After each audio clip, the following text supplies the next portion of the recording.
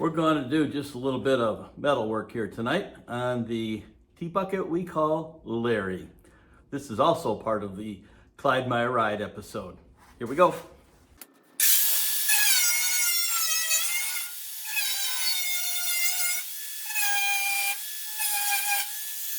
I was really having trouble welding to this rusty metal because I really couldn't get in there to clean it well enough, so I'm gonna just take this bottom ½ inch off of the part, and I'm going to have better access to clean that off, and then I can weld into just a small patch.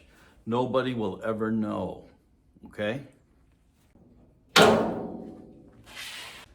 was just talking to Chad over at Honest Peyton Speed Shop a few minutes ago, and I know I mentioned this in an earlier video. I built all of the body frames to set the body up properly and then to use as a buck to form the sheet metal for it. And the shape of the T-bucket has got a 10-degree wedge going from back to front, narrowing down.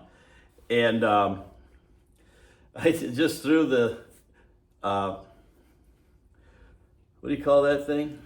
I guess you call it a magnetic protractor, angle finder, on both sides of this part, this cowl, and they're exactly 10 degrees on the button. And that's gonna make life a lot easier. I knew they were close. I kind of laid them on the floor with the car, and they looked like they lined up really good. They line up way better than really good. Really gonna make this thing a lot easier to kind of piece everything together from my previous design to now using this cowl. I like when things work out like that. Always oil your pneumatic tools. Just takes a drop each time. But if you do it, your tools will last way longer than if you don't.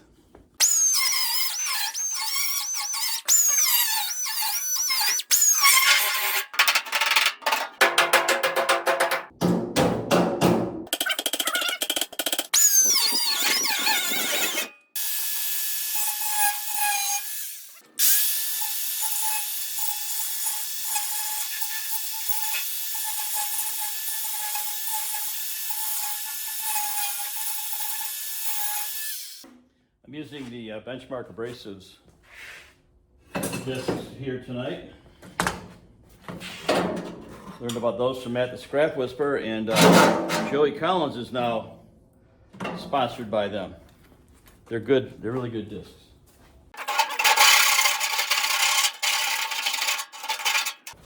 Got a little bit of a bow in there, I gotta flatten out.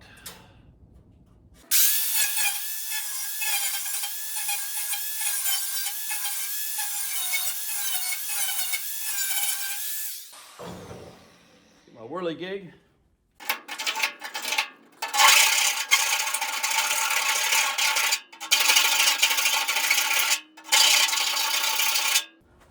On both sides of the part, it's got this, I'm gonna say 1/4 inch, I haven't measured it, I don't know for sure. It's got this 1/4 inch bead that goes all along, and that got pretty damaged on this side, and it might need a little help on that side. Not so much on that side, but so I'm gonna have to form a new piece through here. I'm gonna weld this up right now, but I'm gonna have to patch this in down to the, the bottom of the part. Got to actually rebuild this whole section here, this hole that you see. That's all got to be rebuilt.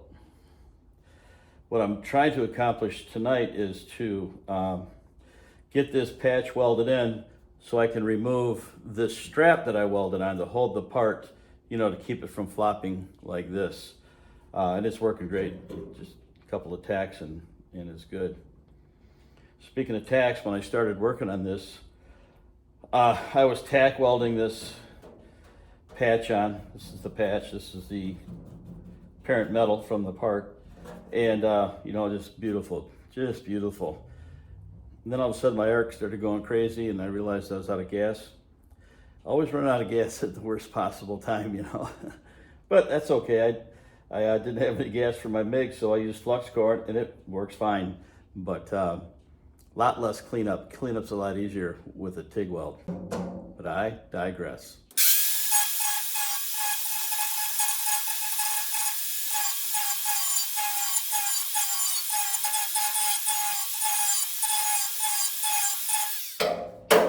I was working with this whirligig on another video. See, this thing kind of twirls. You can run it down the side of a part where there's burrs, and it'll kind of grab the right angle all on its own, and it'll let you just pull it down. And I called it a whirligig, which is what I've always called these.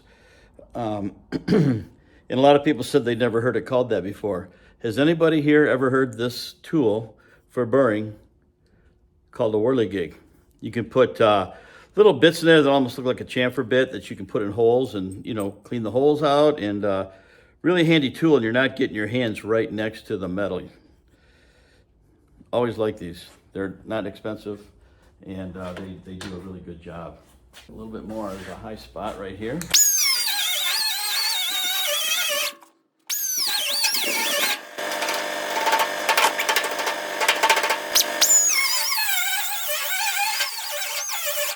Remember that song? So close, but yet so far. Oh, my eyes adored you. I'm so close, but yet so far here. I think that song is about two kids that went to school together. Talked about that in the song, and the guy really loved this girl, but never made anything happen with her, you know? And he regretted it his whole life. Now, I met my wife in school, and we're still married today. And that's been 46 years, next Monday.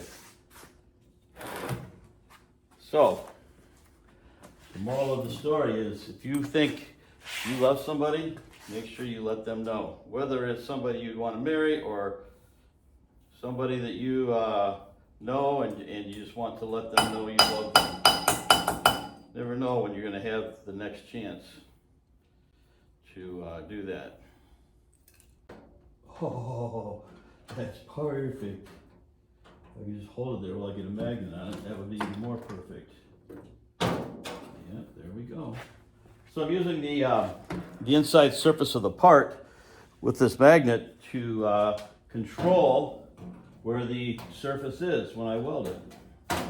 And that's a little thing I like to do, because sometimes matching the panels up can be a little bit of a problem, but just let the tools do as much as they can for you to help.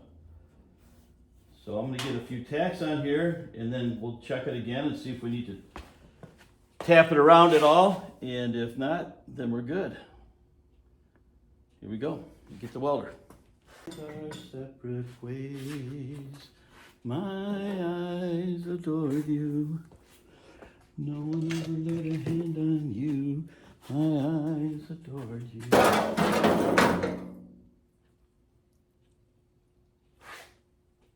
Diet Coke. Okay. Get my Matt and Scrap Whisperer gift up here. It's awesome. Look at that. Can you see that? Let's see, it's over here. Oh, you really can't see that. Right here. Matt the Scrap Whisperer Special. Thank you, Matt. Now I'm hoping nobody changed my settings.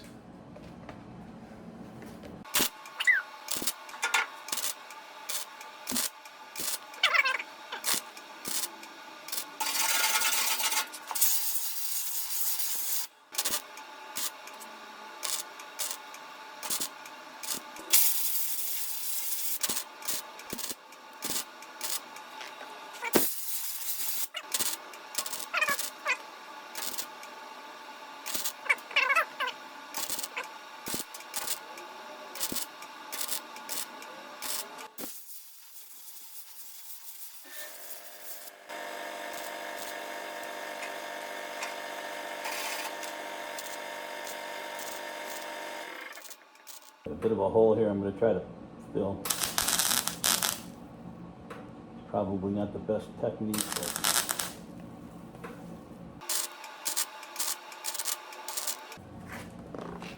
when you weld like me, you get pretty good at filling holes. It's required.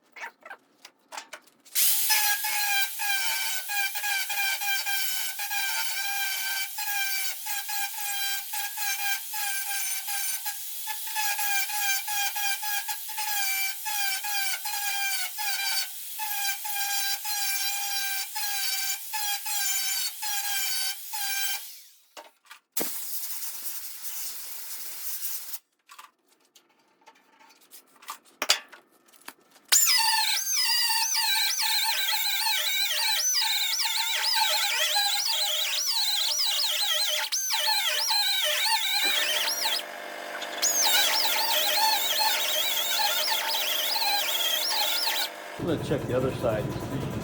That's not so bad. Very close. I think I've got a high spot here. I can feel it high here. I've got that. I'm gonna have to take that in, but I think it's probably okay where it's at.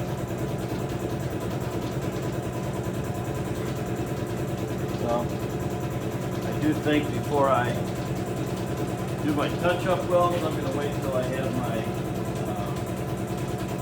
TIG welder back up and running. Just gotta get the gas for it.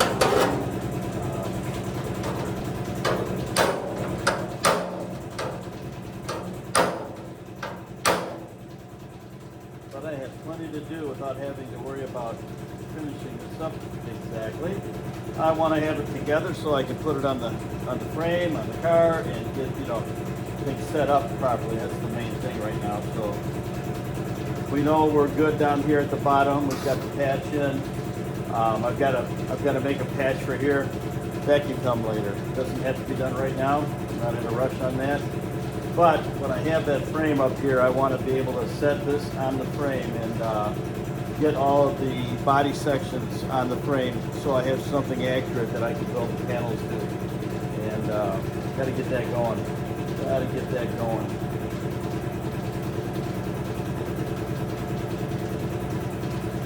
Really pretty happy with this for tonight. This needs a lot of attention, just as far as cleaning up the welds and getting the surface exactly where it needs to be. Maybe we'll do a little heat shrinking for those. See if I still have a little heat. I think it was weld canning easier because I didn't have this welded. Well, it's still not welded up there. I don't know. Got the strap on there. That has to help. Okay, well, good. I think I'm going to do something else now. Where it needs to be for me to continue on with other aspects of the car. I'll be doing a lot of body work on this because I've got several holes, you know, different mounting holes and things, not rust holes, but just holes that were in the part when it was built and required those holes for mounting different items. So, got to decide if I really want to, I probably will, kind of tighten this flange up a little bit. I might put some sealer in there, I don't know. But I'm very happy. I'm very happy. That was fun. Okay, thanks everybody.